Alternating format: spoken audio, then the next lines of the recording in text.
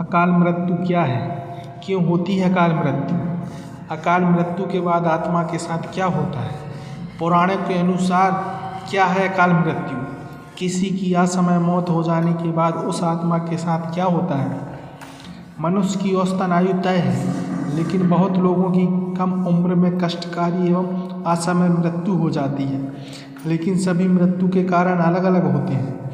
चलिए पुराणों के अनुसार जानते हैं, क्या सभी असमय मृत्यु को अकाल मृत्यु कहा जाएगा, या कुछ कारणों से हुई मृत्यु को अकाल मृत्यु क्या है, यह क्यों होती है, और अकाल मृत्यु को प्राप्त आत्माओं के साथ क्या क्या होता है? पुराणों के अनुसार वो मनुष्य जो असमय मृत्यु को प्राप्त हो जाता है, लेकिन शरीर त्यागने के बाद भी उसकी आत्मा इस संसार का त्याग नहीं करती, बल्कि अपना जीवन काल पूरा करने के लिए इस संसार में बनी रहती है, उसे ही अकाल मृत्यु कहते हैं। गरुड़ पुराण के हिंस अवलोकन अध्याय में अकाल मृत्यु के बारे में बताया गया है कि अगर कोई व्यक्ति किसी दुर्घटना में, जल में डूबने से, सांप के काटने से, किसी रोग के कारण, गले में फांसी का फंदा लगने से, भूख से पीड़ित होकर या फिर किसी हिंसक प्राणी के द्वारा मारा जाता है, तो ऐसा व्यक्ति अकाल मृत्यु को प्राप्त हो जाता है। उसमें यह भी बताया गया है कि बहुत से लोग ऐसे भी हैं जो आत्महत्या कर लेते हैं, लेकिन गरुड़ पुराण में आत्महत्या को सबसे ज़्यादा घृणित और निंदनीय कृत अथवा अकाल मृत्यु बताया गया है। अकाल मृत्यु क्यों होती है? पुराणों के अनुसार कई लोग धर्म का पालन नहीं कर पाते या धर्म के मार्ग पर नहीं चल पाते, तो उनकी अकाल मृत्यु हो जाती है। पुराणों में अकाल मृत्यु का कारण पिछले जन्म के कर्मों और इस जन्म के कर्मों को भी बताया गया है।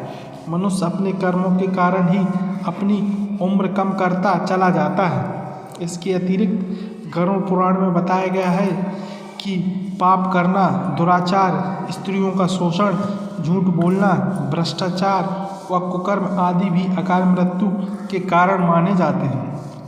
बहुत अधिक पाप करने पर व्यक्ति अकाल मृत्यु को प्राप्त होता है। जिनकी भी असमय मृत्यु प्राकृतिक रूप से होती है, उनमें कम से कम 3 दिन या फिर 40 दिनों के भीतर ही दूसरा शरीर प्राप्त हो जाता है। लेकिन जो लोग आत्महत्या करते हैं, उन लोगों की जीवित आत्मा पृथ्वी लोक पर ही भटकती रहती है। उन्हें ना तो स्वर्ग की प्राप्ति होती है और ना ही नरक की। वो तब तक प्रेत आत्मा या अन्य रूप में भटकती है जब तक वह आत्मा अपना निर्धारित जीवन चक्र पूरा नहीं कर लेती। जीव आत्मा की इस अवस्था को अवगति अवस्था कहा जाता है। फिर आत्मा जैसे ही अपना जीवन काल पूरा करती है, उसकी आत्मा को मुक्ति मिल जाती है। जिनकी अकाल मृत्यु होती है, उन्हें अपनी ज़रूरतों की पूर्ति अथवा सुख, भूख, प्यास के लिए अंधकार में ही भटकते रहना पड़ता है।